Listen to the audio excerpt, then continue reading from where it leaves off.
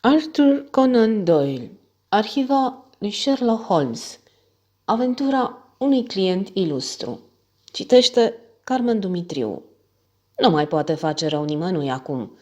A fost comentariul domnului Sherlock Holmes când, pentru a 10-a oară în mulți ani, l-am rugat să-mi povestească următoarea întâmplare.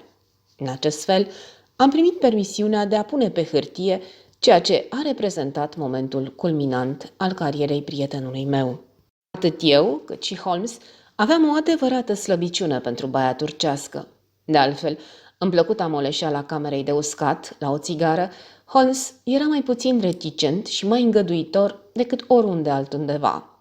La etajul al doilea al imobilului din bulevardul Northumberland se găsește un colț izolat, cu două canapele alăturate. Pe acestea ne aflam în ziua de 3 septembrie 1920, când începe povestirea noastră. Îl întrebasem dacă se întrevedea vreun nou caz, iar în loc de răspuns, și-a scos brațul lung și subțire din cearceaful în care era înfășurat și a luat un plic din buzunarul interior al hainei ce atârna alături. Poate fi vorba doar de un îngânfat, care își dă prea multă importanță, sau poate fi la fel de bine vorba despre o chestiune de viață și de moarte, ne-a spus el întinzând un biletul. Nu știu mai mult decât se poate citi aici. Fusese scris cu o seară înainte la clubul Carlton și suna așa: Sir James Damery dorește să prezinte domnului Holmes respectele sale și să-l anunțe că îi va face o vizită mâine la ora 4:30. Sir James ar dori, de asemenea, să sublinieze că problema în care dorește să-l consulte pe domnul Holmes este extrem de delicată și de importantă. De aceea, e încredințat că domnul Holmes îi va acorda această întrevedere, pe care o va confirma telefonic la clubul Carlton. Nu este nevoie să spun, dragă Watson, că am confirmat deja, adăugă Holmes în timp ce îi înapoiam scrisoarea. Știi ceva despre acest domn Damery? Doar că numele lui e celebru în societate. Ei bine, îți pot spune eu puțin mai mult decât atât. Are reputația unui om priceput în rezolvarea chestiunilor delicate ce nu trebuie făcute publice. Poate că îți mai amintești de tratativele sale cu Sir George Lexis în ceea ce privește cazul lui Will Hammerford. E un om de lume cu un talent diplomatic născut. Vezi, așadar, că am motive întemeiate să cred că nu e doar o alarmă falsă și că are într-adevăr nevoie de ajutorul nostru. Al nostru? Dacă vrei să fii atât de amabil, Watson, voi fi onorat. În acest caz, știi ora. Până atunci, să nu ne mai gândim la asta. În acea perioadă locuiam cu chirie pe strada Regina Ana, dar am ajuns în Baker Street înainte de ora stabilită. Exact la ora 4:30 a fost anunțat colonelul James Damery. Nu e necesar să-l descriu, pentru că mulți își vor aminti mai degrabă personalitatea lui sinceră, în egală măsură directă și jovială, fața sa bărbierită impecabil, dar mai ales tonul vocii plăcut și jos. Sinceritatea îi se citea în ochii cenușii de irlandez, iar buna dispoziție îi juca pe buzele ce se mișcau tot timpul. Jobenul lucios, redingota închisă la culoare și toate celelalte detalii, de la perla de lacul cravatei ce lucea pe satinul negru și până la spaturile de culoare a lavandei ce acopereau pantofii proaspăt ceruiți, toate trădau grija meticuloasă față de haine pentru care era faimos. Aristocratul masiv și impunător domina încăperea micuță. Bineînțeles că mă așteptam să-l găsesc aici și pe doctorul Watson, remarcă el cu o reverență curtenitoare. Colaborarea dumnealui se poate dovedi extrem de prețioasă, deoarece, domnule Holmes, avem de-a face cu un om obișnuit cu violența, care nu se dă înapoi de la nimic. Toate că ar trebui să vă avertizez că nu există un om mai periculos în toată Europa. Am mai avut câțiva adversari care au fost descriși în aceiași termeni flatanți, zâmbi Holmes. Nu fumați? Atunci mă veți scuza, vă rog, că mi-aprind pipa. Dacă omul dumneavoastră e mai periculos decât răposatul profesor Moriarty, ori decât încă viul colonel Sebastian Morn, atunci cu siguranță că merită să fie cunoscut. Pot să vă întreb care este numele lui? Ați auzit de baronul Grüner? Vă referiți la criminalul austriac? Colonelul Damery își ridică în aer mâinile înmănușate, ca de copil, râzând. Într-adevăr, nu vă poate omul surprinde ușor, domnule Holmes. Minunat! Deci l-ați și catalogat drept criminal. Face parte din meseria mea să urmăresc detaliile referitoare la crimele de pe continent. Cine Dumnezeu ar fi putut citi despre ceea ce s-a întâmplat la Praga și să se îndoiască de vinovăția lui?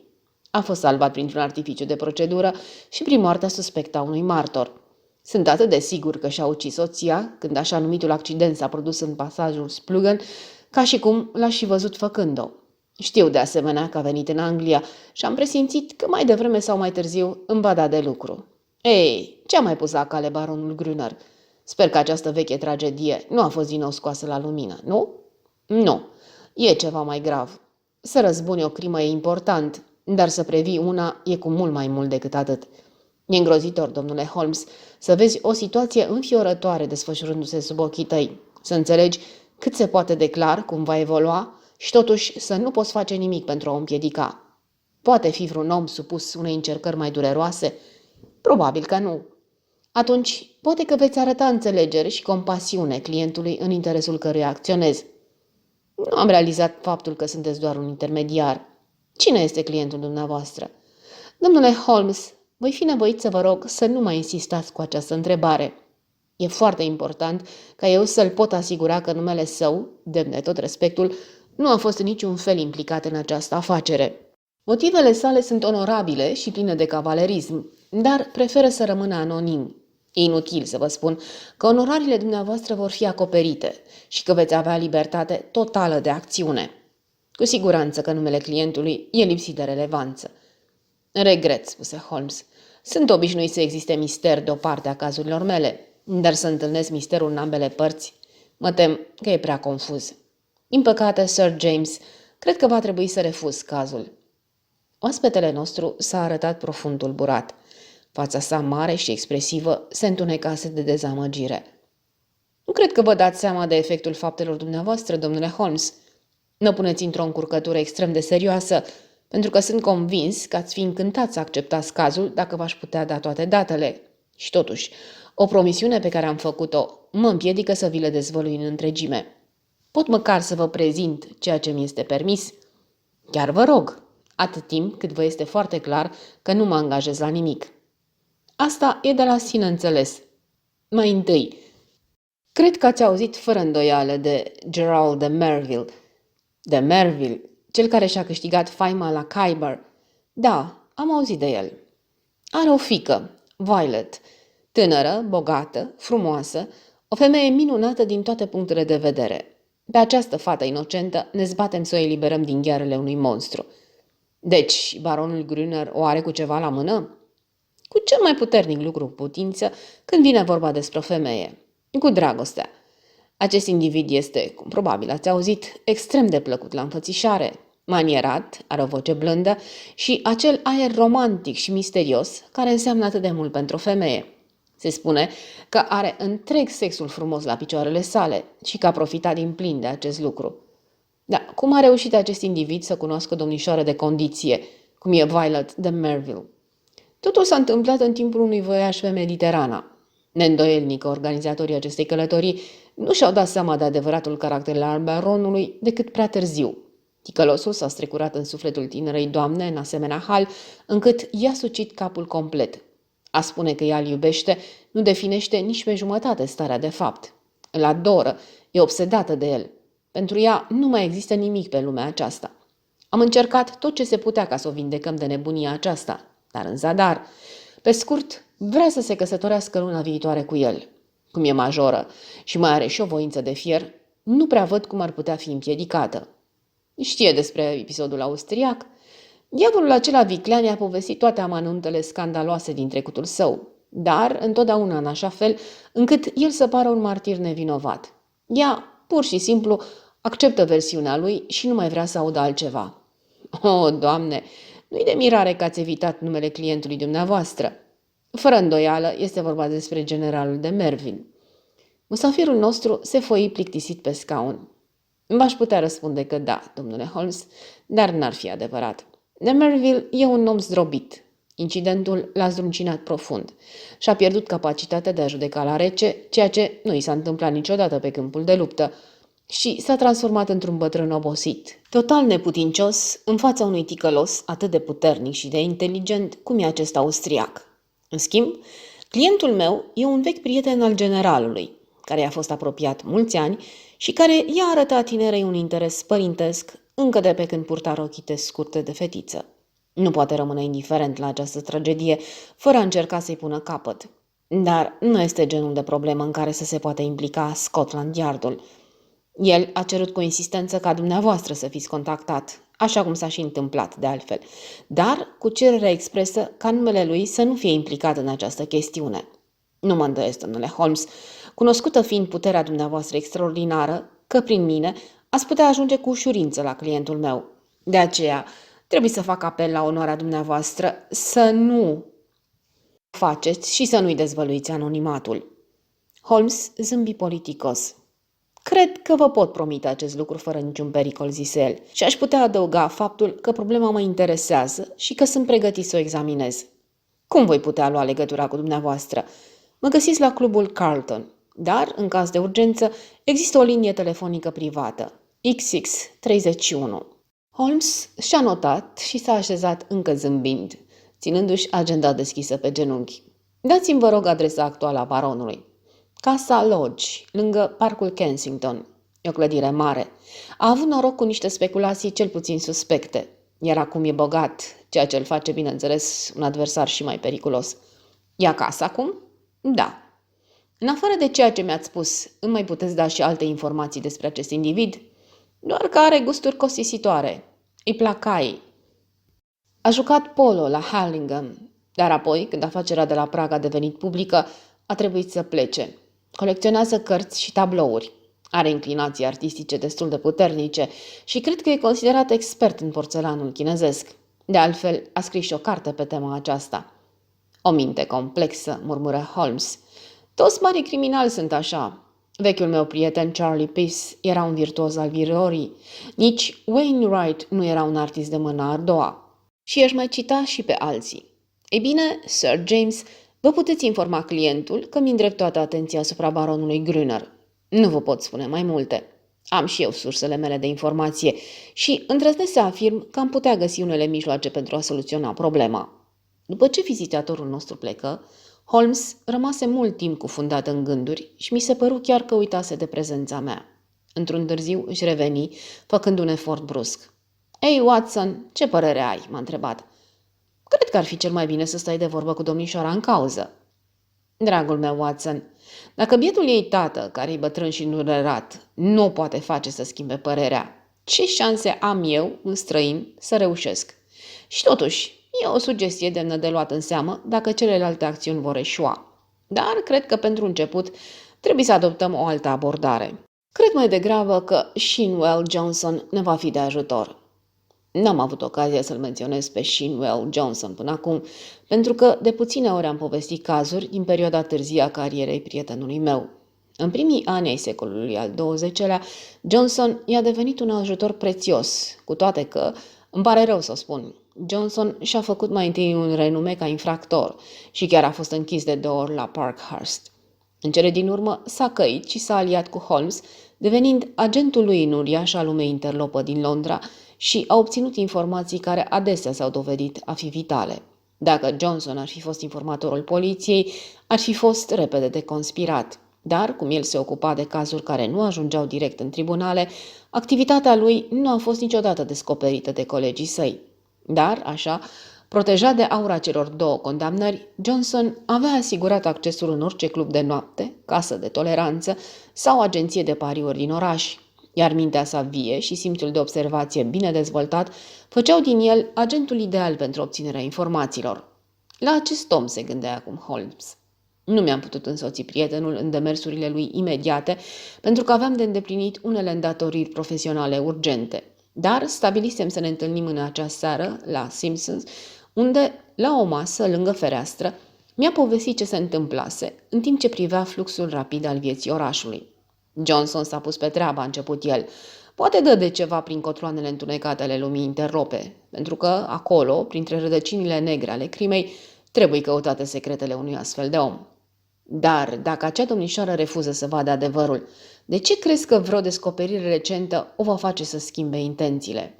Cine știe, Watson? Mintea și inima unei femei sunt enigme de nedescifrat pentru un bărbat.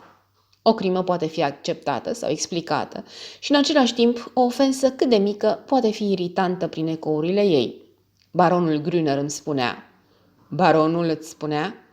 Oh, ca măsură de precauție, nu ți-am dezvăluit planurile mele. E bine, Watson, îmi place să cunosc imediat și îndeaproape omul cu care am de-a face. Îmi place să-l privesc în ochi și să văd din ce plămadă e făcut. De îndată ce am dat instrucțiunile lui Johnson, am luat un taxi până la parcul Kensington, unde l-am găsit pe baron, într-o dispoziție cât se poate de prietenoasă. Te-a recunoscut? Nici nu era greu, de vreme ce i-am trimis mai întâi cartea mea de vizită. E un rival redutabil, Watson, rece ca gheața, cu o voce melodioasă și vorbe mieroase, precum colegii săi, specialiștii, și letal ca o cobră. Are clasă, un adevărat aristocrat al crimei, capabil să ascundă în spatele unei banale invitații la ceai gura căscată a unui mormânt deschis. Da, mă bucur că mi s-a atras atenția asupra baronului Adalbert Grüner. Și spui că era amabil și binevoitor? Ca un motan care toarce de plăcere atunci când își vede prada. Amabilitatea unora e mult mai periculoasă decât violența multor suflete înrăite. M-a întâmpinat în felul său tipic. Mă gândeam că ne vom întâlni mai devreme sau mai târziu, domnule Holmes. Ați fost angajat fără îndoială de general de Merville ca să depuneți toate eforturile pentru a împiedica nunta mea cu fiica sa, Violet. Am dreptate, nu? Am fost nevoit să confirm. Dragul meu domn, mi s-a adresat din nou, nu veți face altceva decât să vă distrugeți bine meritata reputație. Acesta nu e un caz pe care să-l puteți rezolva. Veți avea parte doar de muncă în zadar, ca să nu mai pomenesc de pericolele inerente. Dați-mi voie să vă sugerez să vă retrageți imediat.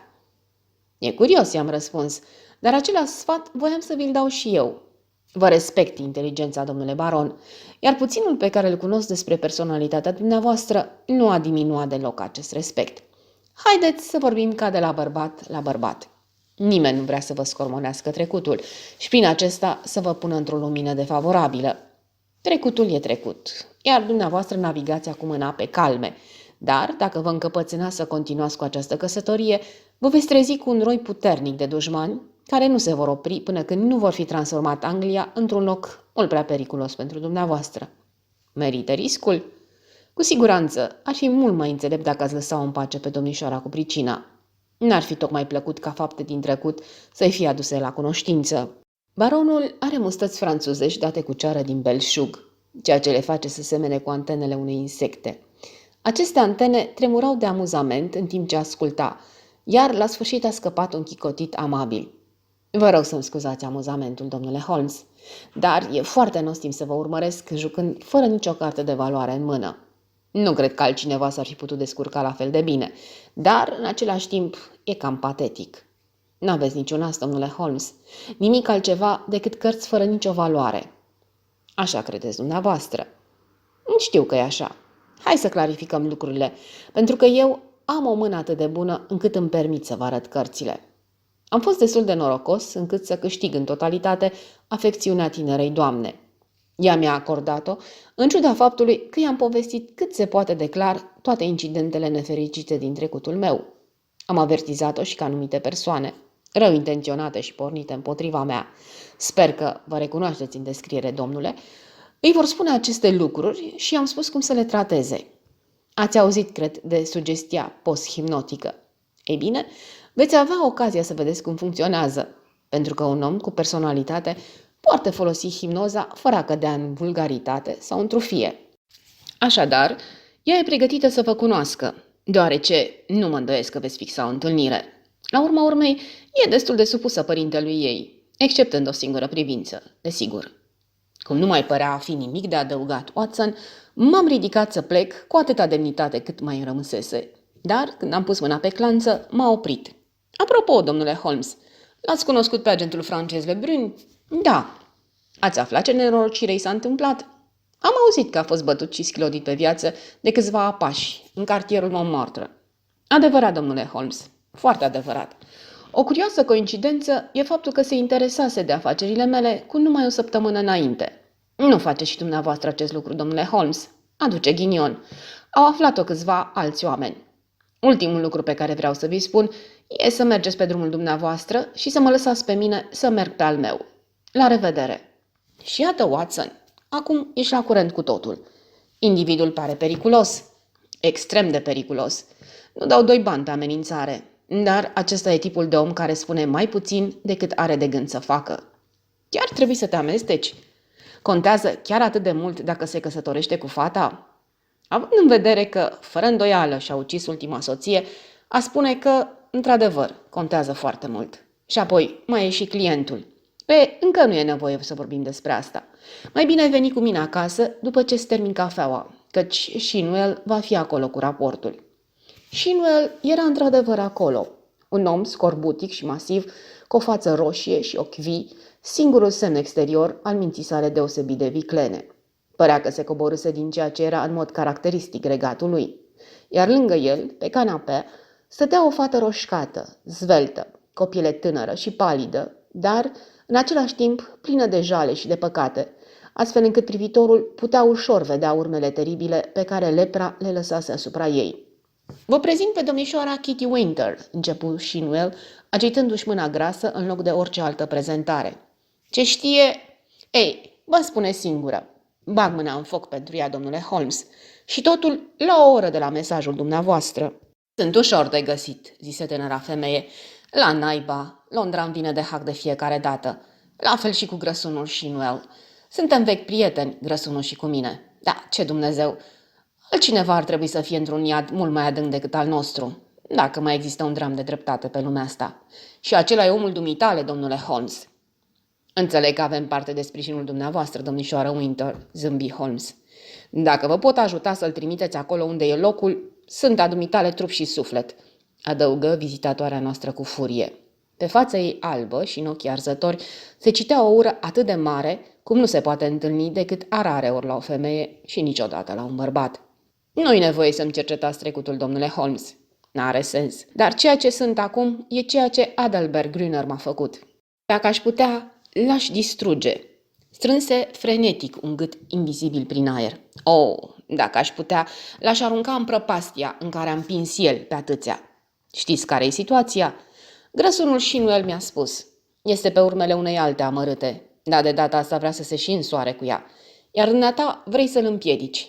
Păi, cu siguranță știi destule despre diavolul ăsta, pentru ca orice femeie în toate mințile să nu vrea să fie nici măcar în aceeași parohie cu el. Da, dar ea nu e în toate mințile. E îndrăgostită nebunește de el. Știe tot despre el și nu-i pasă de nimic. Știe și de crimă? Da. Doamne Dumnezeule mare! Da, tare curajoasă mai trebuie să fie. Consideră toate astea calomnii. Nu poți să-i aduci dovezi prostuței? Să vadă? Ne puteți ajuta să facem asta? Păi, nu sunt chiar eu o dovadă? Dacă a sta înaintea ei și a spune cum m-a folosit, ați face asta? Să fac asta? Cum să nu? Ei bine, cred că merită să încercăm. Da, el i-a povestit deja majoritatea păcatelor sale, iar ea l-a iertat și, din câte am înțeles, nu e dispusă să redeschidă problema. Pun pariu că nu i-a spus totul, continuă domnișoara Winter. Am văzut un pic dintr-o crimă sau două, în afară de aia de care s-a făcut atâta tam-tam.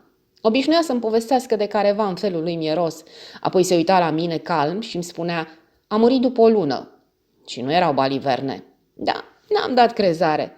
Vezi, dumneata, pe atunci îl iubeam și eu. Tot ce făcea era bine și frumos pentru mine, la fel cum e și pentru amărâta aia. Un lucru doar m-a surprins. Da, Dumnezeule din ceruri, dacă n-ar fi avut limba aia furisită și mincinoasă, care explica și îndulcea totul, l-aș fi părăsit chiar în noaptea aia. Are o cărticică, din piele maro, cu lacăt și cu un puietor de aur pe din afară. Cred că era un pic băut în noaptea aia, altfel nu mi-ar fi arătat-o. Ce era? Îți spun eu, domnule Holmes. Bărbatul ăsta colecționează femeile așa cum alții colecționează fluturi sau molii și e foarte mândru de ceea ce a adunat. E totul scris în cărțulia aia. Poze, nume, detalii, totul despre ele. E o carte teribilă pe care niciun om, fie el și de cea mai joasă speță, n-ar fi putut să o facă. Dar era cartea lui Adalbert Grüner. Sufletele pe care le-am distrus. Asta ar fi trebuit să scrie pe copertă. Acum nu mai are importanță pentru că acea carte nu-ți folosește. Și chiar dacă ți-ar folosi, n-ai putea o găsi. Unde e? De unde să știu eu unde e acum? E mai mult de un an de când l-am părăsit. Știu unde o ținea atunci. E meticulos și ordonat în multe lucruri, așa că poate o mai ține încă în gaura aceea ca de porumbel din vechiul birou, din camera sa de lucru. Știți casa? Am fost în biroul lui. Deja? Păi, nu prea v-ați pierdut timpul dacă ați început așa de dimineață. Poate că de data asta dragul de Adalbert și-a găsit nașul. Biroul exterior e cel cu porțelanuri chinezești, o vitrină mare, așezată între ferestre. Apoi, în spatele biroului propriu-zis, e o ușă care dă în camera de lucru interioară, o cămăruță în care își ține actele și alte lucruri de valoare. Nu e frică de hoți? Adalbert nu e un laș. Nici cel mai mare dușman al lui n-ar putea spune asta. Poate să-și poarte de grijă. Are alarmă de hoți noaptea. Și apoi, ce să fie de furat în afară de porțelanurile lui prețioase? Asta nu-i bine, zise Shinwell Johnson cu vocea lui sigură de expert. Niciun tăinuitor nu vrea marfă ce nu poate fi vândută sau topită. Asta așa e, confirmă Holmes.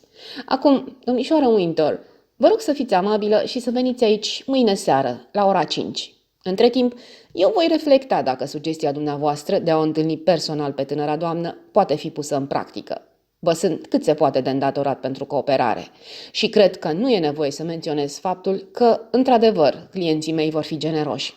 Nici să nu aud așa ceva, domnule Holmes, strigă tânăra. Nu pentru bani fac asta. Vreau să-l văd pe acel individ în mocirlă și atunci mă voi considera răsplătită.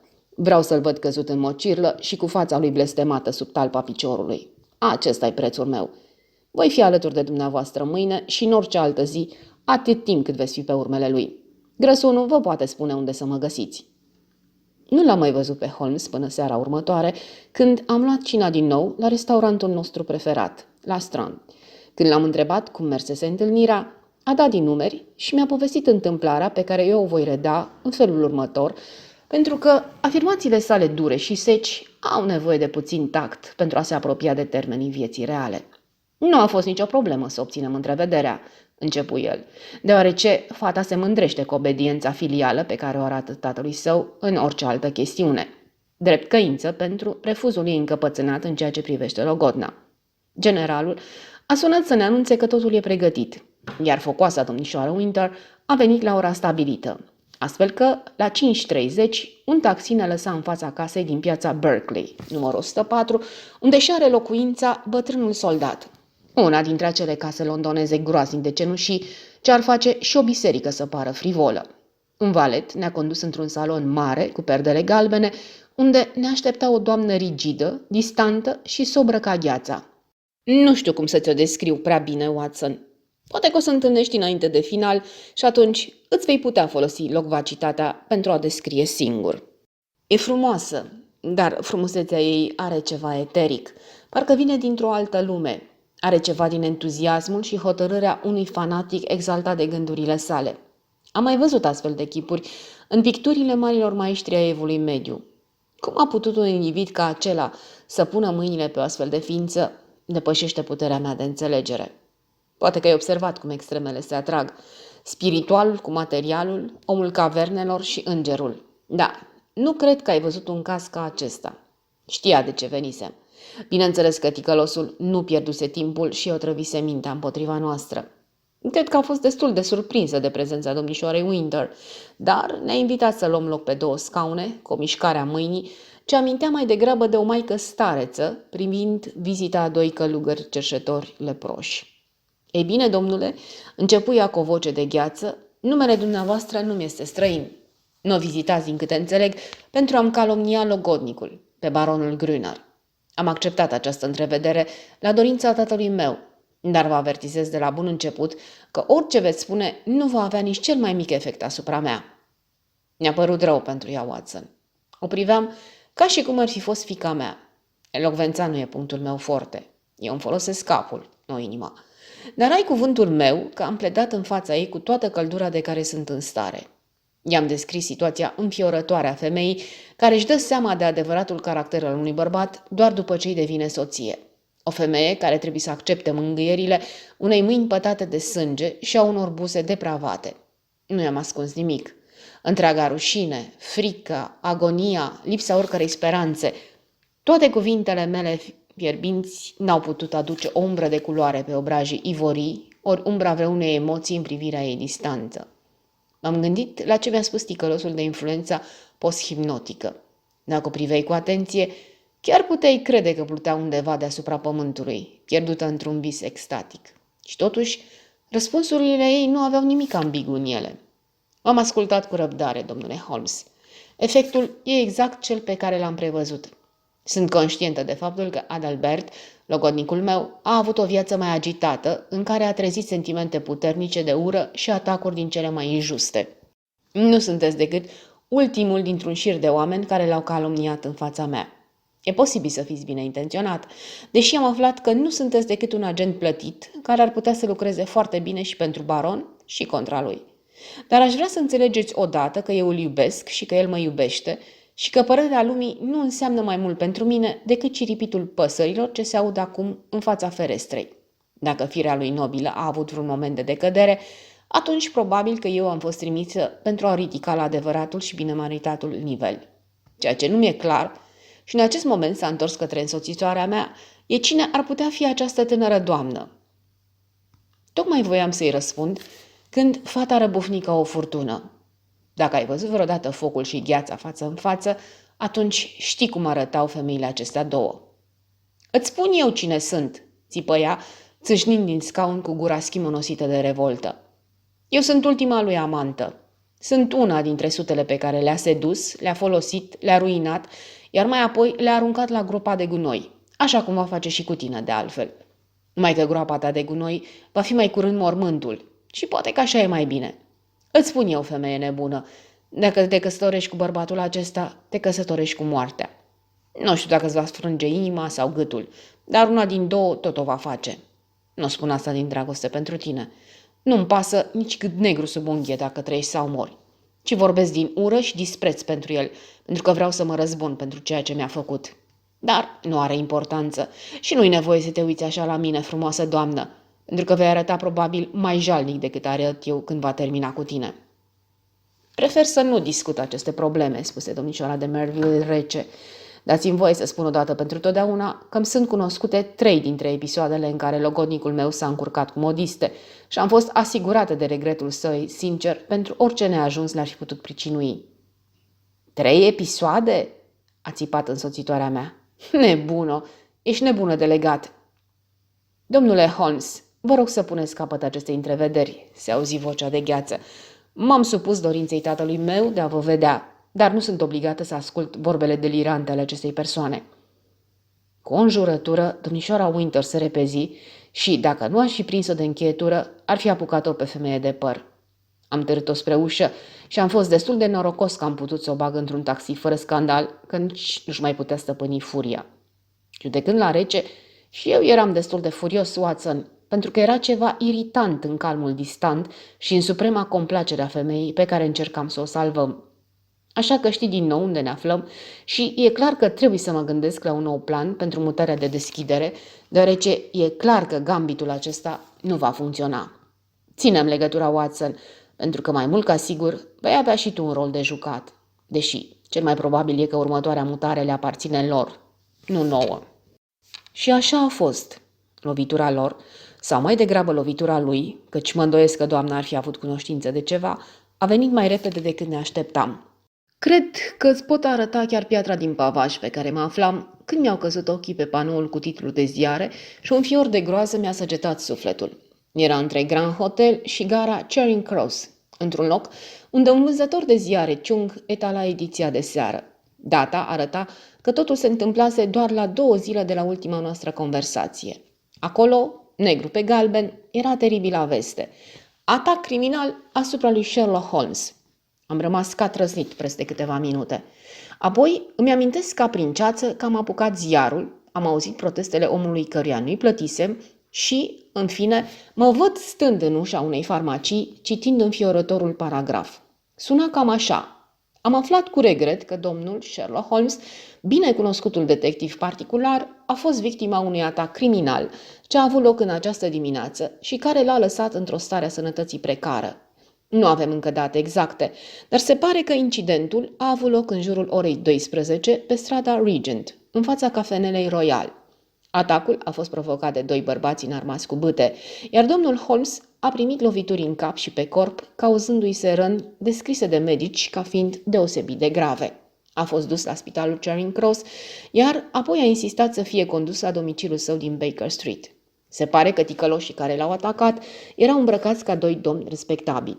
De altfel, ei au scăpat neobservați de martorii oculari, strecărându-se prin cafenea, iar apoi trecând pe strada Glass House din spatele acesteia. Cei doi aparțin, fără îndoială, acelei frății criminale care a avut în ultimul timp atât de des ocazia de a se plânge de activitatea și ingeniozitatea victimei. Nu mai e nevoie să vă spun că am mai aruncat o privire pe articol și am sărit într-o șaretă cu destinația Baker Street. Intrând în hol, l-am întâlnit pe faimosul chirurg Leslie Oakeshott, a cărui trăsură aștepta afară lângă poartă.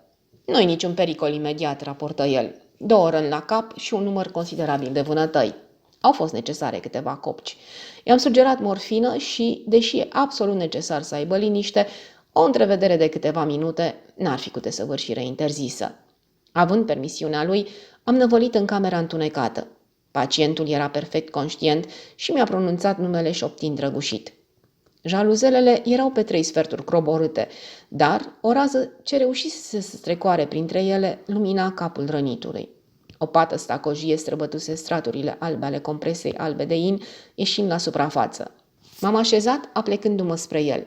Sunt bine, Watson. Nu trebuie să fii așa speriat, murmură cu o voce joasă. Nu-i chiar atât de rău pe cât pare. Slavă Domnului!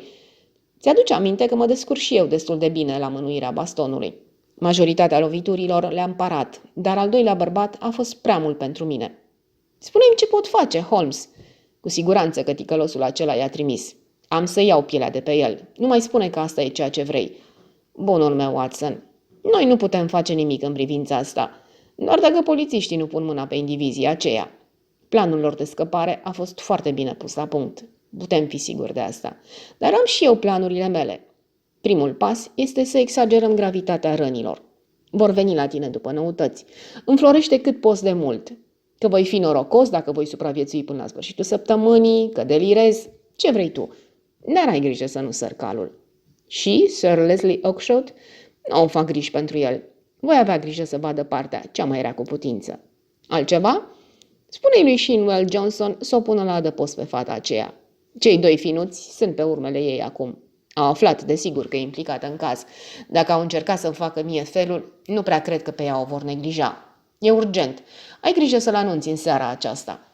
Pornesc chiar acum. Altceva? Lasă-mi pipa pe masă și punga cu tutun. Așa.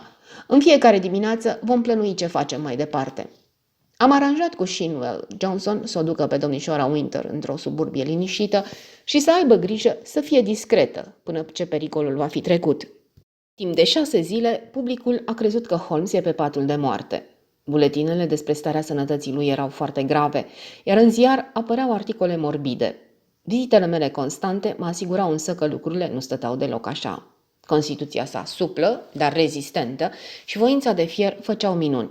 Se refăcea cu viteză și uneori aveam impresia că procesul de vindecare era mai rapid decât mă lăsa chiar și pe mine să văd.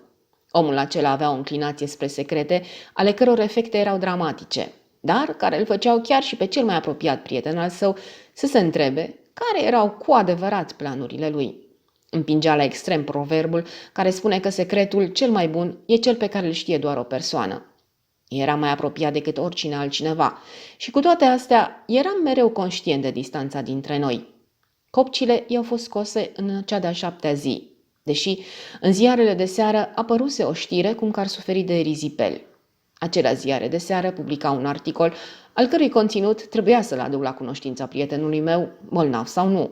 Spunea că printre pasagerii de la bordul navei Ruritania, ce avea să plece vineri din Liverpool, se afla și baronul Adalbert Grüner, care avea o importantă problemă financiară de lămurit în Statele Unite, înaintea iminentei sale nunți cu domnișoara Violet de Merville, unica fiică a etc. etc. Holmes ascultă știrile cu acea expresie rece și concentrată pe chip, ce îmi spunea mie că vestea îl afectase destul de rău. Strigat, avem numai 3 zile. Cred că ticălosul vrea să se pună la adăpost de orice pericol. Dar nu va reuși, Watson. Pe onoarea mea că nu va reuși. Watson, vreau să faci ceva pentru mine. Sunt la dispoziția ta, Holmes. Ei, atunci te rog să-ți petreci următoarele 24 de ore studiind cât mai mult despre porțelanurile chinezești. Nu mi-a dat nicio explicație și nici eu nu am cerut vreuna. Lunga mea experiență alături de el m-a învățat valoarea supunerii. Dar După ce am ieșit din camera sa și în timp ce mergeam în jos pe Baker Street, mă tot gândeam cum Dumnezeu să îndeplinesc o cerință atât de stranie. În cele din urmă, m-am îndreptat către biblioteca londoneză din strada St. James ca să-i prezint problema prietenului meu bibliotecar adjunct, Lomax, de unde am pornit apoi către locuința mea, cărând sub braț un volum apreciabil ca dimensiuni. Se spune că un avocat care muncește luna pe brânci studiind pentru un caz, astfel încât să poată interoga un expert, uită toate informațiile asimilate forțat până sâmbătă. N-aș vrea nici de cum să pozez ca o autoritate în domeniul ceramicii. Cu toate acestea, întreaga seară, noaptea și dimineața ce a urmat, cu excepția unei pauze scurte, mi le-am petrecut absorbind informații și încredințând nume memoriei mele.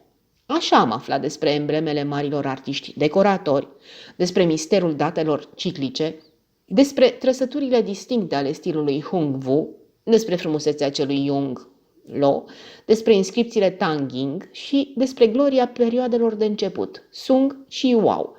Eram supraîncărcat cu aceste informații când m-am dus la Holmes în dimineața următoare.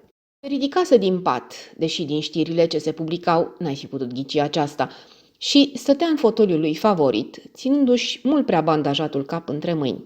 Păi bine, Holmes, i-am spus, dacă e să dea crezare omul ziarelor, tu acum ești pe moarte. Asta e ceea ce vreau și eu să se creadă. Și acum, Watson, spune-mi, ți-ai învățat lecția? Cel puțin am încercat. Bine. Poți susține o conversație inteligentă pe marginea subiectului? Cred că da. Atunci, dă-mi te rog cutiuța de pe policioară. A ridicat capacul și a scos un obiect mic și înfășurat cu grijă într-o bucată de mătase din Orientul îndepărtat. Nu cred că s-a licitat vreodată la Christie's o piesă mai frumoasă.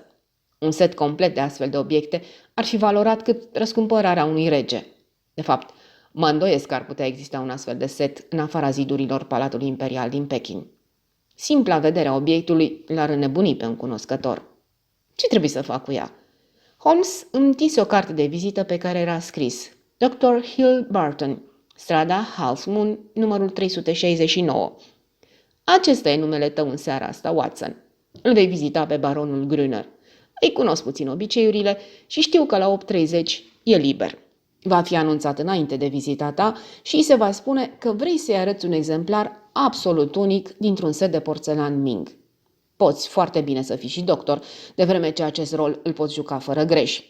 Ești colecționar și accidental ai dat peste piesa asta. Ai auzit de interesul baronului și nu ai nimic împotrivă să o vinzi la un preț convenabil. Ce preț? Bună întrebare, Watson. Cu siguranță că nu vei fi credibil dacă nu arăți că-ți cunoști valoarea posesiilor. Sir James mi-a procurat această farfurioară. Ea provine din colecția unui client. Nu ai exagera dacă ai spune că foarte greu îi s-ar putea găsi egal în lume. Fie evaluat un expert. Îngrosav, Watson. Excelezi azi. Sugerează-i să o evalueze la casele de licitație Christie sau Sotheby, pentru că tu însuți nu poți stabili prețul. Ești mult prea manierat pentru asta. Dar dacă nu o să vrea să mă primească? Ba da, o să vrea. Suferă de cea mai acută formă provocată de microbul colecționării și mai ales în domeniul ăsta unde e recunoscut ca expert. Ia loc, Watson, am să-ți dictez scrisoarea. Nu e nevoie de răspuns. Vei spune simplu că îl vei vizita și vei preciza motivul vizitei. Era o scrisoare cu totul admirabilă, scurtă, concisă și incitantă pentru un cunoscător. A fost rapid expediată printr-un curier regional. În aceea seară a început aventura mea, având în mână prețioasa farfurioară și în buzunar carte de vizită cu numele doctorului Hill Barton. Atât casa, care era foarte frumoasă, cât și împrejurimile ei indicau faptul că baronul Grüner era așa cum spusese Sir James, un om cu avere considerabilă. O alee lungă, șerpuitoare, străjuită de ambele părți de o specie rară de arbuști, se lărgea, dând pe un peron, acoperit cu pietriș și împodobit cu statui. Clădirea fusese construită de un rege al aurului din Africa de Sud în zilele lui de glorie. Nu foarte înaltă, dar străjuită de turle la toate colțurile, deși era un adevărat coșmar din punct de vedere arhitectonic, impunea prin dimensiuni și soliditate. Un majordom ce arăta de parcă ar fi fost un episcop mi-a deschis ușa, după care m-a dat pe mâna unui valet îmbrăcat în pluș, care, la rândul lui, a anunțat vizita mea baronului. Acesta stătea în fața unei vitrine deschise, ce conținea o parte a colecției sale de porțelanuri și care se afla așezată între ferestre. Când am intrat, s-a întors spre mine ținând în mână o vază mică, maro. "Vă rog, domnule doctor, luați loc," mi-a zis. Mi-admiram comorile și mă gândeam serios dacă îmi pot permite să le măresc numărul. "Cred că veți găsi interesant acest mic exemplar aparținând dinastiei Tang. Nu cred că ați văzut vreodată o operă mai reușită sau un smalț mai viu. Cu dumneavoastră, farfurioara despre care mi-ați pomenit." Am despachetat-o cu atenție și am întins-o. S-a așezat la birou, a tras lampa mai aproape, căci începuse să se însereze, și a început să o examineze. În timp ce era absorbit de cercetarea ei, am putut să-i studiez în voie trăsăturile luminate de razele gălbui ale lămpii. Era, într-adevăr, un om deosebit de chipeș. Reputația de bărbat frumos pe care o avea pe continent era pe deplin meritată. Ca talie, nu era foarte înalt, mai degrabă de statură medie, dar trăsăturile erau pline de grație și dinamism. Avea fața oacheșă, cu o alură orientală, iar ochii îi erau mari, negri și languroși și puteau cu ușurință exercita acea fascinație pe care femeile o găsesc irezistibilă. Părul și mustața erau negre ca pana corbului, cam scurte, dar atent aranjate cu ceară. Toate trăsăturile feței sale erau regulate și plăcute, cu excepția gurii cu buze subțiri. Dacă voi putea spune vreodată că am văzut gura unui criminal, atunci la a lui mă refer. O tăietură subțire pe față, crudă, de neînduplecat. Nu fusese bine sfătuit să o arate de sub mustață, pentru că acea gură nu era altceva decât semnalul de alarmă pe care natura îl transmitea victimelor lui. Vocea îi era curtenitoare, iar manierele impecabile. Ca vârstă, i-aș fi dat un pic peste 30 de ani, dar din acte reieșea că avea 42.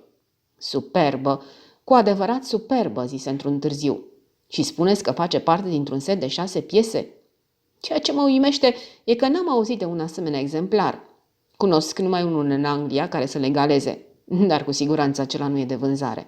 Sunt indiscret, domnule doctor, dacă vă întreb cum a intrat în posesia dumneavoastră?" "Contează?" L-am întrebat cu cel mai indiferent aer pe care l-am putut mima. "V-ați putut convinge de autenticitatea piesei, iar în ceea ce privește valoarea ei, sunt dispus să fie supusă unei expertize." "Foarte misterios," murmură, în timp ce în ochii apără o sclipire scurtă de suspiciune. Când cineva are de-a face cu obiecte de o asemenea valoare, e normal să vrea să cunoască toate detaliile tranzacției. Că piesa e autentică, asta e clar. Nu am niciun dubiu cu privire la acest aspect. Dar, să presupunem, sunt obligat să iau în calcul toate alternativele, că se va dovedi ulterior că nu aveți niciun drept să o vindeți. Vă pot garanta că nu va exista nicio plângere. Asta, bineînțeles, ar pune în discuție problema valorii garanției dumneavoastră. Bancherii mei vă pot răspunde la această problemă. Așa e. Și totuși, întreaga afacere îmi pare un pic cam neobișnuită. Putem încheia sau nu afacerea. Depinde de dumneavoastră, i-am spus indiferent. Am venit la dumneavoastră mai întâi pentru că am înțeles că sunteți un cunoscător, dar o pot vinde fără nicio dificultate și altor colecționari. Cine v-a spus că sunt un cunoscător? Știu că ați scris o carte pe această temă. Ați citit-o? Nu. Oh, Doamne, mi-e din ce în ce mai greu să mai înțeleg ceva. Sunteți un cunoscător și un colecționar în posesia unei piese foarte valoroase. Și totuși nu v-ați obosit niciodată să citiți singura carte ce v-ar fi putut lămuri asupra valorii comorii dumneavoastră. Cum vă explicați asta? Sunt foarte ocupat. Practic medicina. Asta nu e un răspuns. Când un om are o pasiune, îi se dedică cu totul, indiferent de profesia pe care o are. Îmi scriați că și dumneavoastră sunteți un cunoscător. Așa e. Îmi permiteți să vă adresez câteva întrebări din acest domeniu. Mă simt obligat să vă spun, domnule doctor, dacă într-adevăr sunteți doctor, că întâmplarea devine din ce în ce mai ciudată. Aș vrea să vă întreb ce știți despre împăratul Shom și care este legătura lui cu localitatea Chosoin de lângă Nara. Oh, Doamne, v-am pus în încurcătură? Spuneți-mi atunci ceva despre dinastia Northern Wei și despre rolul ei în istoria ceramicii. Am țășnit de pe scaun mimând furia. Așa ceva e inadmisibil, domnule, i-am spus. Am venit aici pentru a vă face dumneavoastră un serviciu, nu ca să fiu examinat ca un școlar. Poate că nu știu la fel de multe despre acest subiect ca și dumneavoastră, dar, cu siguranță, nu voi răspunde unor întrebări puse într-un mod atât de insultător. S-a uitat la mine cu atenție. Privirea îi deveni mai dură. Ochii îmi aruncară săgeți de furie, iar apoi dinții se riviră sclipitor din spatele buzelor crude. Care ți-e jocul, domnule? Ai venit să mă spionezi. Holmes te-a trimis. Toate astea nu-s decât o farsă pe care vrea să mi-o joace. Omul acela e pe moarte și își trimite subalternii să mă urmărească. Ai intrat aici fără permisiune și, pe toți zeii, îți va fi cu mult mai greu să ieși decât ai intrat.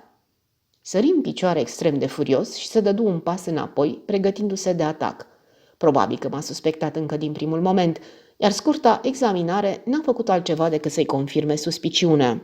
Mi era foarte clar că nu voi reuși să-mi păstrez acoperirea. Băgă mâna în sertarul lateral, scotocind cu furie. Apoi, deodată, se opri și ascultă încordat. A, țipă el. A, și fugi în camera din spate. Din 2 pași eram lângă ușă și ceea ce am văzut acolo nu voi uita niciodată. Fereastra ce dădea în grădină era larg deschisă, iar în fața ei, arătând ca o fantomă înspăimântătoare, cu capul înfășurat în bandaje însângerate, palid și tras la față, stătea Sherlock Holmes. În momentul următor, dispăru prin deschizătura ferestrei și am putut să auzim zgomotul corpului său căzând printre tufele de dafin. Cu un răcnet de furie, stăpânul casei se avântă pe urmele lui. Și apoi a durat doar o secundă, dar am văzut totul cât se poate de clar. Un braț. Brațul unei femei se ivi dintre frunze. În acea clipă, baronul scoase un strigăt puternic, un strigăt ce va rămâne pe veci în memoria mea.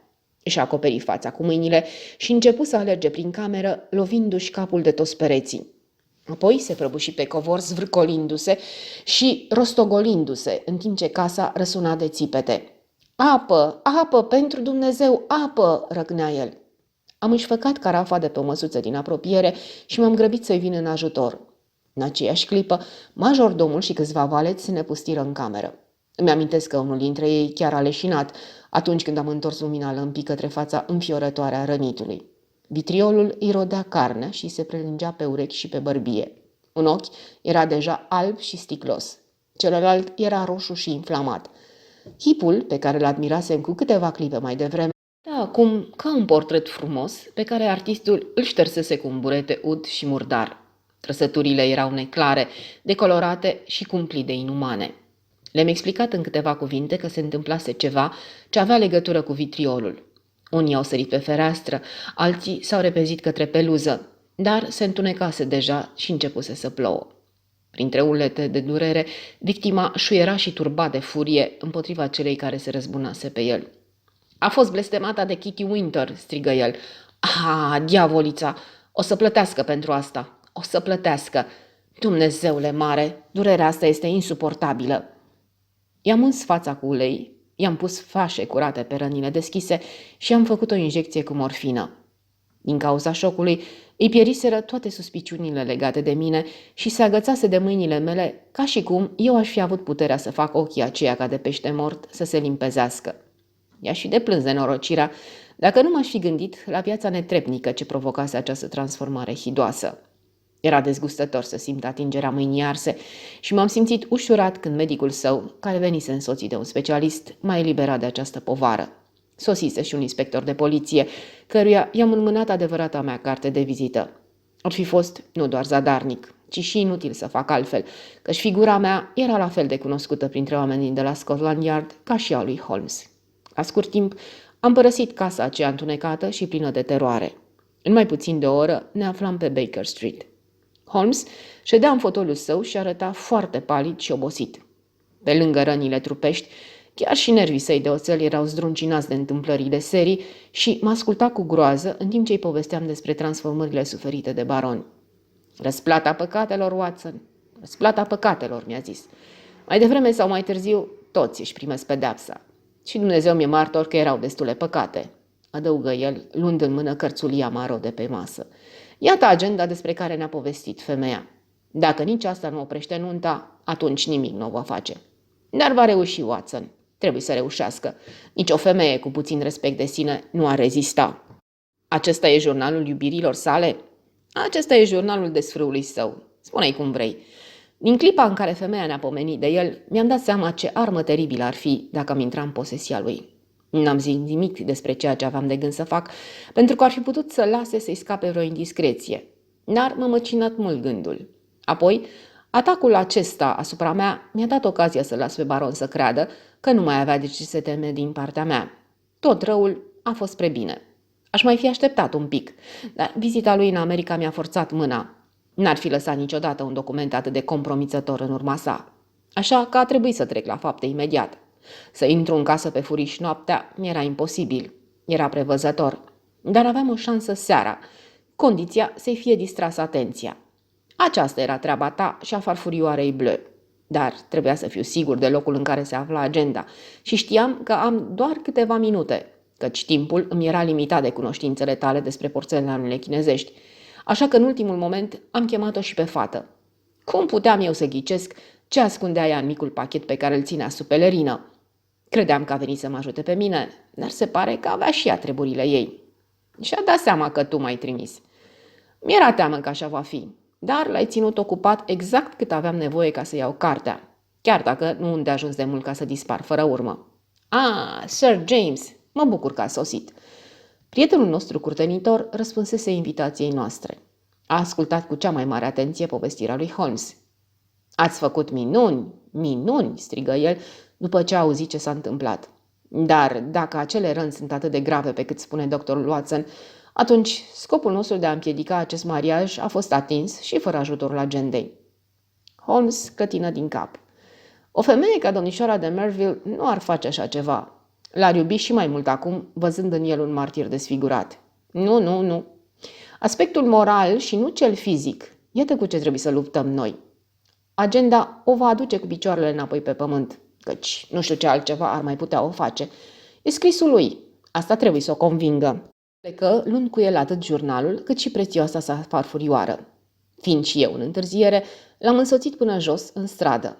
Acolo îl aștepta un cupeu. Sări înăuntru, porunci ceva vizitiului și dispăru cu repeziciune. Își lăsase pelerina să atârne pe jumătate afară, astfel încât acoperea însemnele heraldice de pe ușă, însă eu le-am putut distinge cu ușurință în lumina felinarului. Am tresărit surprins.